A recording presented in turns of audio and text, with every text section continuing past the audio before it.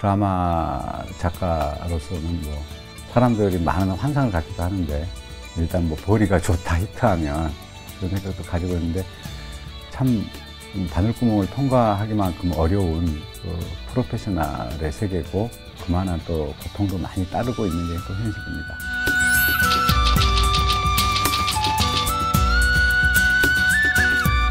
지금은 많이 시청률이 전반적으로 하향 평준화가 돼 있다고는 하지만은 그래도 또 그 안에서 같은 시간대의 드라마들이 벌이는 치열한 경쟁이 있어서 아무래도 작가뿐만이 아니라 그 관련된 스태프들은 모두 다 엄청난 스트레스를 받긴 합니다. 근데 예전에는 술로 풀었었는데 지금은 이제 술은 끊은 상태거든요. 예, 그래서 편안한 마음 먹고 땀 빼고 잠잡니다.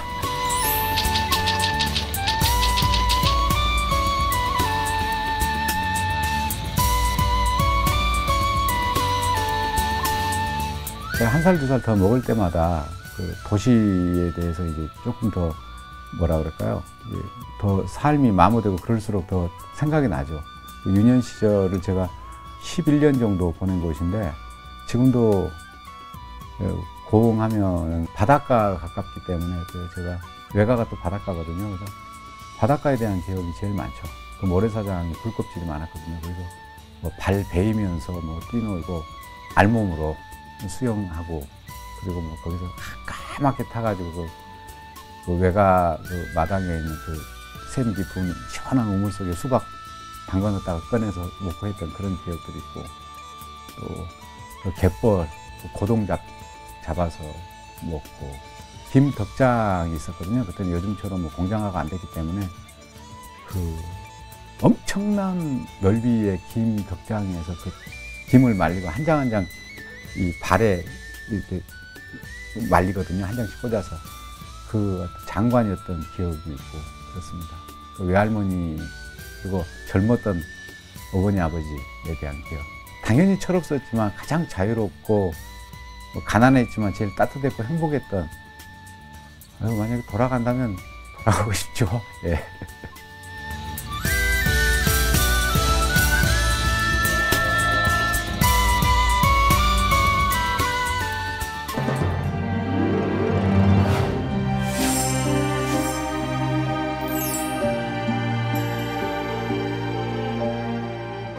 작가님 하면 제일 먼저 사람들이 떠올리는 게 다모입니다. 네. 네, 이미 10년이 지난 작품이지만 사실 명작으로 여전히 뇌리 속에 각인된 작품인데요. 인구에 회자되는 명대사들 참 많았는데 특히 대표적인 게 아프냐 나도 아프다. 네, 글쎄요. 전혀 예상치 못했던 반응이었죠. 이 상황에서 이 캐릭터가 말할 수 있는 가장 적확한 대사가 무엇일까라는 고민을 많이 했어요. 그래서 작가는 이제 혼자지만 많은 캐릭터들이 있어서 항상 그 상황에서는 이 입장이 되어왔다가 저 입장이 되어왔다가 하는 그 마음으로 쓰거든요. 시에서 영감을 받으신 거라고요? 예, 문득 떠올랐던 게 제가 이제 학창 시절에 읽었던 시집 중에 시인이 이제 사랑했던 애인이 곧불로 병원에 입원했는데 찾아가서 그런 말을 해요. 보통 사람들 같은 경우에는 아프면 너의 병을 나누고 싶다라든가 너의 고통을 다 짊어지고 싶다라든가 이런 표현을 하는데 이 시인이 너와 똑같은 병을 앓고 싶다라는 표현을 해요. 그게 되게 마음에 와닿았어요. 그래서 더 진정성 있게 느껴졌고 그 사랑이 깊어 보였고 근데 그게 한 2, 3년 전의 기억인데 그 대목이 떠올랐어요. 그래서 그것을 이제 표현은 다르지만 그런 마음으로 이제 썼던 거죠. 또 연출도 워낙에 잘했어요. 그 대사가 원래는 대본에서는 이제 시냇물이 흐르는 곳에서 상처를 닦아주면서 이렇게 하는 대사였는데 거기다가 이제 매화까지 그냥 흩날리면서 하는 그 야간 씬으로 이제 했던 게 아주 분위기 맞아떨어지게 기가 막히게 연출을 하는 바람에 그 명장면이 됐던 것 같아요. 그대가 가야 할 길과 내가 가야 할 길이 서로 다름을 난 알았죠. 그대가 세상에 나와 같이 머무는 한 그대만이 소중한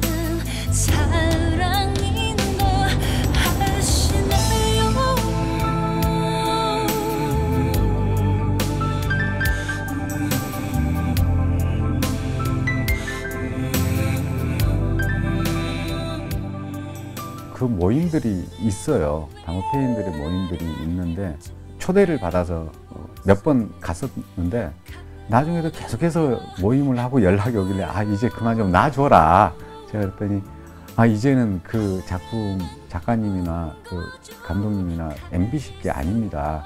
그러면 우리 겁니다. 우리 거니까 우리가 계속해서 향유하고 그 추억을 간직한다는 거죠. 그 말을 듣고 그렇겠구나라 생각을 했습니다. 이제 물론 상도 후반부를 집필하시긴 하셨지만 온전히 이제 네. 작가님께서 이렇게 쭉 끌고 가신 게 사실 드라마로서는 다모가 처음이시잖아요. 둘이 진짜 새내기들이었죠, 둘 다. 네. 별로 큰 중압감은 없었어요. 왜냐하면 시원하게 볼거리가 있는 그 소위 말하면 우리 짠짠바라라 그러거든요. 챙챙 부딪히는 칼싸움, 뭐 아니면 시원한 액션류 이런 것들을 기획하던 때라 8부작으로 일주일에 2번씩 한 달 동안 방송하기로 기획된 작품이었는데 어찌어찌 우여곡절 그때 14부작까지 나가게 된 겁니다. 그래서 물론 모든 작품에 대해서 중압감이나 책임감이 없다 그러면 말이 안 되지만은 일단 다른 정규 어떤 16부작 미니시리즈인 것에 비해서 남양 특집이었고 어떤 작품성 위주라기보다도 여름에 시원한 볼거리를 제공한다는 애초의 취지였기 때문에 시작은 그렇게 스트레스를 받지 않았습니다. 그래서 큰 부담은 없었는데 이제 저 개인적으로는 이게 잘 돼야 저도 너무 신이었기 때문에 원고 청탁이 들어올 텐데 이게 이제 성적이 안 나오면 아, 이 원고 청탁이 안 들어오고 생계에 위협을 받을 것이 걱정이었고 또 우리 저 감독은 감독 나름대로 역시나 이제 입봉 작품에서 또 뭐 작품은 좋은 평가를 받았다 하더라도 시청률에 대해서 고전을 하게 되면 아무래도 시작이 좋지 않아서 큰 좀 부담감을 안고 PD 생활을 해야 되지 않을까라는 그런 스트레스는 좀 있었을 것 같습니다. 작업하시면서 기억에 남는 에피소드 있으실까요? 이게 사전 제작을 목표로 했기 때문에 단양 동굴신을 이제 촬영할 때쯤에 단양에 이제 응원차 내려가서 이제 가면은 밥 한번 쏘는 거죠. 쏘고 하는 건데 갔다가 촬영 현장도 좀 보고 그러고 이제 그날 밤에 이제 저는 그 감독님하고 이재규 감독하고 같이 쓰는 방에서 좀 일찍 들어와서 이제 나머지를 엔딩 씬을 이제 쓰고 있었어요. 그때가 7월 17일로 기억합니다. 제가 먼저 들어가면서 몇 시쯤 들어오냐 그랬더니 와 새벽이나 들어올 것 같습니다. 그랬더니 그러면 내가 작업하다가 엔딩 씬을 마무리해 놓고 난 자겠다. 그러면 가면 들어와서 그거 읽어보고 또 아침 일찍 나가니까 얼굴을 못 보겠지만 코멘트를 좀 해놓고 그러면 적어놓고 가라. 그러면 나는 그거 들고 올라가서 원고를 수정하겠다라고 이제 갔는데 그때 엔딩 씬을 쓰면서 이제 좀 비극적으로 끝났잖아요. 근데 그걸 쓰면서 제가 너무 가슴이 아파가지고 정말 많이 울었어요. 쓰면서 한 새벽 4시에 크리넥스 한 통을 다 썼던 것 같아요. 저도 이제 엔딩이고 해서 감정이입이 돼가지고 그걸 쓰고 나서 도저히 이제 그 드라마의 끝인데 엔드라고 써야 되는데 엔드라고 쓰지를 못하고 엔드 뒤에 LESS라고 붙였어요. 엔드레스라고. 그러고 나서 그냥 그냥 마음에서 우러나온 몇 자 이제 시 같지도 않은 뭐 몇 자 끄적여 놓은 게 있었거든요. 그게 이제 그 다모 이제 대단원을 마무리하면서 그 조그맣게 그리던 먼 산 눈이 시리도록 짙푸른 산 그 대목이 나오는데 그걸 이제 제 그 소회를 짧게 쓴 건데 몰랐는데 감독님은 이제 그걸 보고 이제 나간 거죠. 그런데 이제 전화가 왔어요.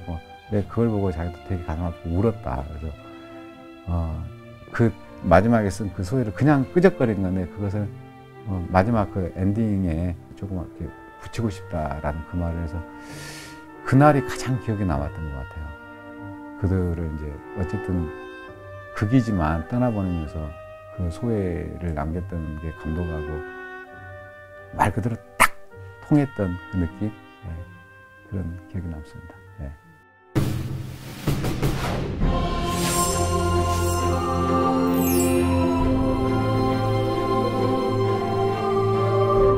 최완규 작가님하고 이제 공동 집필을 한 건데 어쨌든 제 인생에서는 다모 이후에 대하 사극을 하게 된 가장 큰 이제 경험이죠. 자산이었고, 그리고 그 작품이 뭐 시청률에 있어서는 엄청난 큰 성공을 거두었기 때문에 작가로서는 또 하나의 큰 어떻게 보면 방송사나 상업적 잣대로 놓고 보면은 가장 큰 성공이라고 할 수가 있는 거죠.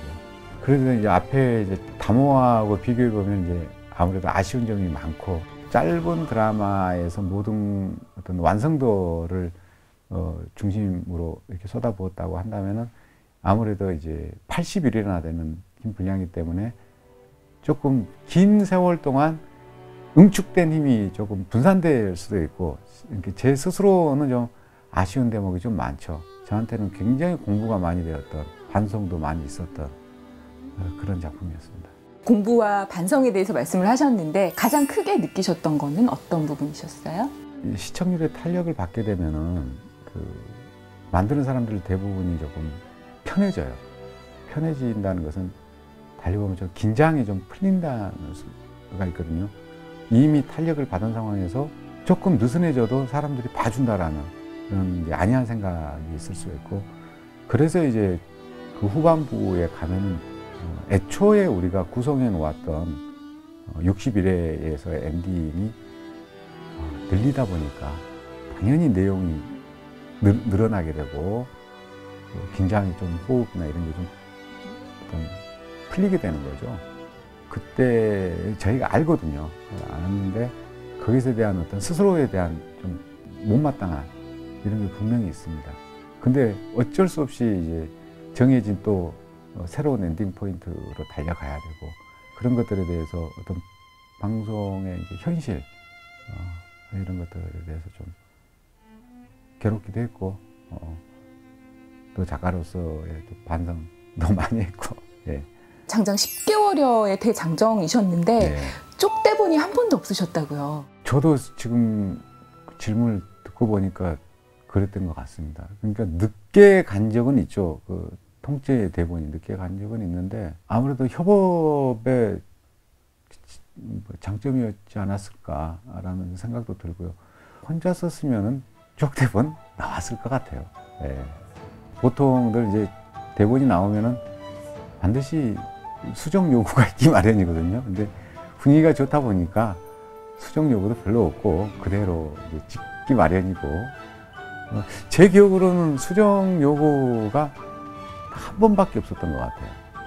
그것도 내용상의 문제가 아니라 날이 굳어가지고 맑아야 되는데 촬영 여건이 그 대본과 맞질 않아가지고 비가 오는 상황이라서 나주 촬영이었는데 도저히 밖에서 찍을 수 없는 상황이라 그 상황을 스튜디오로 옮겨다 보니까 조금 꽤 분량이 되는 것을 좀 수정해야 되는 그때였던 것뿐이었던 것 같아요. 특별히 더 애착을 많이 이렇게 가졌던 캐릭터가 좀 있으실까요?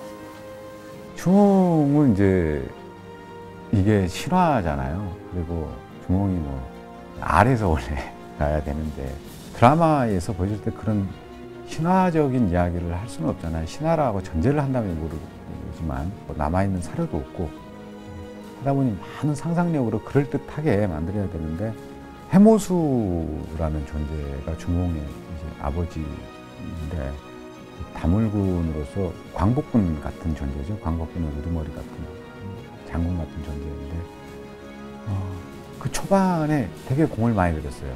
왜냐면 어쨌든 주몽의 뿌리거든요. 그래서 그 뿌리가 일단 명분이 있어야 되고, 그 근본이 일단 잘못되어 있으면 주몽이라는 거목은 뿌리부터 틀린 거거든요. 그래서 해모수에 대한 뭐랄까요, 짧은 등장이었지만 드라마 전반에 걸쳐서 영향력을 미치는 존재이기 때문에 굉장히 애를 썼던 것 같습니다. 사료가 그다지 많지 않는 상황에서 그만큼 작가로서는 상상력의 무대가 될 수도 있지만 부담도 되게 많이 될 것 같습니다. 다 이제 그 머릿속에서 나와야 되는 내용들이잖아요. 많은 인물을 이제 새로 만들게 되죠. 그때 이제 기억나는 게 모팔모라든가 철기장, 뭐 발마름, 지금으로 말하면 국방연구소, 뭐 소장충 되겠죠. 뭐 발마름, 여미을, 신녀, 뭐 그리고 재상의 어떤 부득불, 뭐 이런 사람들을 뭐 캐릭터를 만들고 장명을 하면서 되게 즐거웠어요. 예. 사료가 없기 때문에 그랬을 것이다, 그러지 않았을까라는 상상력으로 만드는 그 즐거움이 분명히 있었고요. 오히려 사료가 많을수록 어떻게 보면 제약도 또 많거든요. 그런 면에서는 일장일단이 있지 않나 그런 생각이 듭니다. 흔히 포수였으리라고 생각하는데 네, 투수였거든요. 그래서 일찍 오른쪽 팔 관절에 엘보가 왔어요. 제가 짝사랑했던 여하구가 시를 잘 쓰는 친구한테 가버렸어요. 그러면서 이제 그때 이제 어떻게 보면 정말 그 철없는 어떤 분발심이 일어난 거죠. 제가 가야 될 길, 제 인생에 대해서까지 돌아보게 된 저에게는 의미 있는 고마운 작품이라고 할 수 있죠.